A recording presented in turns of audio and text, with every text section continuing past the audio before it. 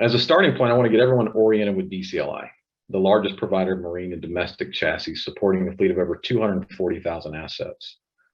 Headquartered in Charlotte, North Carolina, we have an employee base of over 360 people, supporting a start-stop network of approximately 550 locations at all major rail and port terminals across the country. Through our sister company, Bloom Global, we can link our customers with a company that is helping to lead technological innovation throughout the supply chain. Go ahead, Jeff.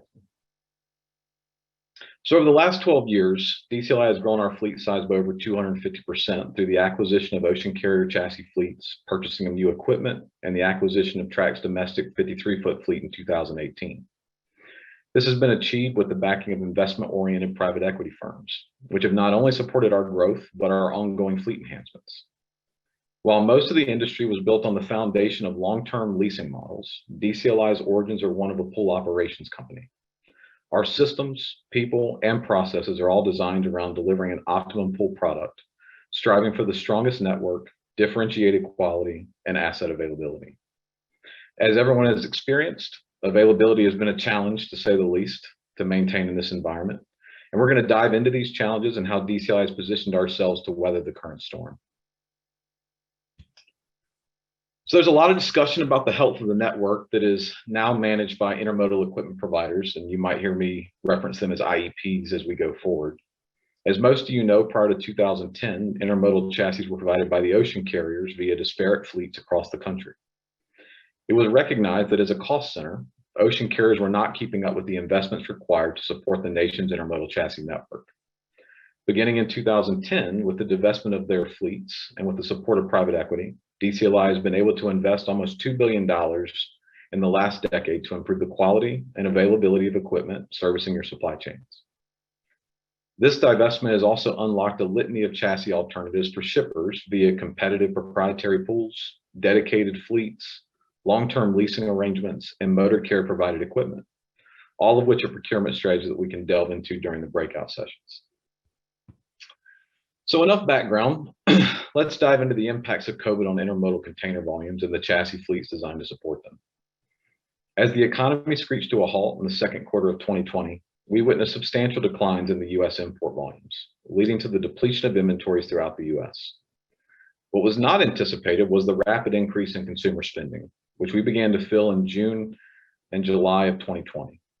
Essentially, we went from ports and railroads asking us to remove every asset from their facilities to a rapid escalation of demand to support what has been sustained record volumes in our network since October of 2020. It is the competitive pool models that have allowed us to support these record volumes. This is despite the minimal opportunities that IEPs have had to increase their overall fleet size.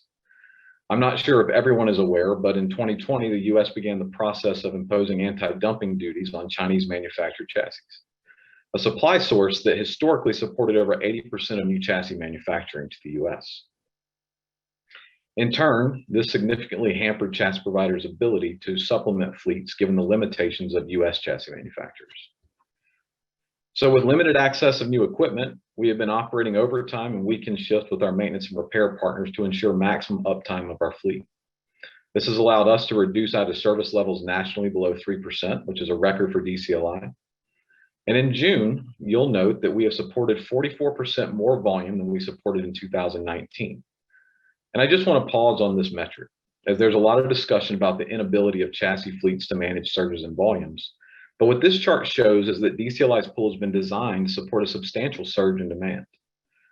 With a 44% growth, and just to acclimate everybody with this slide here, this is the amount of days in which our chassis are on the street in a given month, right? And that's where you see that 44% surge.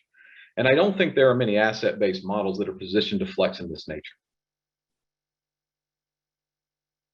So as we move to the next slide, the question that people would likely ask is, if container imports aren't up 40% over 2019, how is it possible that my containers aren't able to move off terminals? The two charts on the right of this slide highlight the key drivers of chassis availability.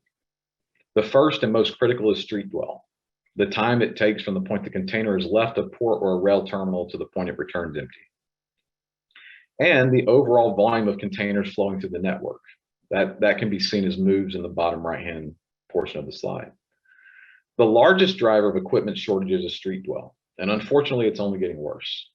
As you'll note in June, street dwell is up 36% over 2019, and July reflects further increases, even though they're not shown on this slide. This has the effect of removing 36% of our fleet from circulation. In some markets, such as Memphis, the effect is worse, as street dwell is doubled over historical averages. Despite this substantial and unforecasted symptom of congestion, we are still managing 8% more container moves than we did in 2019. But we know growth is outpacing 8%, and unfortunately, street dwell is absorbing the remainder of the fleet, preventing us from supporting the full weight of volume growth. Without congestion relief, which would effectively reduce street dwell, ongoing investment in our nation's chassis fleet is what will be required to restore fluidity in the network. In some markets, there's a push to transition pool models to a gray chassis pool, but we caution that this transition effectively eliminates the incentive to invest, restricts chassis availability, and increases cost to shippers in the long run. We believe firmly that motivating investment in the supply chain is critical for all service providers. It is what has allowed us to support record volumes and what will allow us to support more growth into the future. But I don't want to understate the importance of regaining efficiencies in last mile delivery to reduce street dwell. This is the single most important factor to restoring supply chain to normalcy. So let's discuss the managing of growth and seasonality in your supply chain. Pools across the country have been sized to manage traditional seasonality. To put it into perspective, as we've analyzed various retail networks individually, our studies show that individual chassis fleets must operate at a maximum annual utilization of 70% to maintain service levels throughout the year. This is in addition to planning and investing in sustained growth, which is typically averaged between 2 and 4%. In contrast, as we look at how retailers procure chassis outside of the pools, motor carriers we speak with are typically unable to support utilization at this level. They opt to procure fleets that they can maintain at an annual utilization of 90+%. And there's a lot of reasons for that I think are viable for our discussions and breakout sessions. On an annual basis, DCLI performs a fleet sizing analysis that ensures we are positioned to support both seasonality and projected growth. While drastic street dwell increases were not forecasted, it is this process that's allowed us to support a 44% growth in chassis usage. Understanding your growth individually and seasonality is critical to ensuring your chassis solution can support your demands. And I think pools have proven to be best suited to address the ebbs and flows of the supply chain historically. So as we look at where we stand today, I mean, it's hard to provide a light at the end of the tunnel, given the uncertainties in the supply chain. But what we can state with confidence is that the existing pool structure can readily handle the volume of containers being brought into the country. And if you will, just click through here, Jessica, to the 3 bars. So the way we look at this chart on the right is the first bar, as it comes up, is the amount of excess capacity that DCLI had in its network. Sorry, Jessica, I don't know if the transition's working or not. There we go.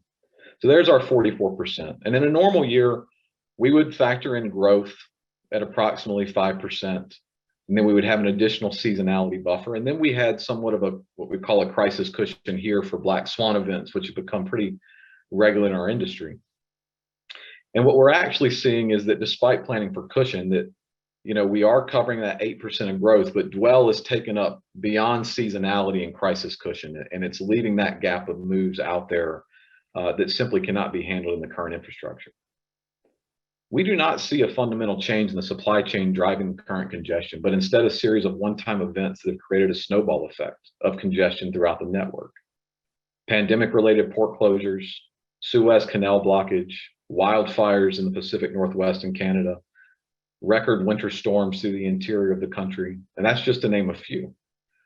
All stakeholders in the supply chain must work together to improve the flow of goods. And if we can improve last mile efficiencies, the existing models are well positioned to handle the increased volumes flowing through our country.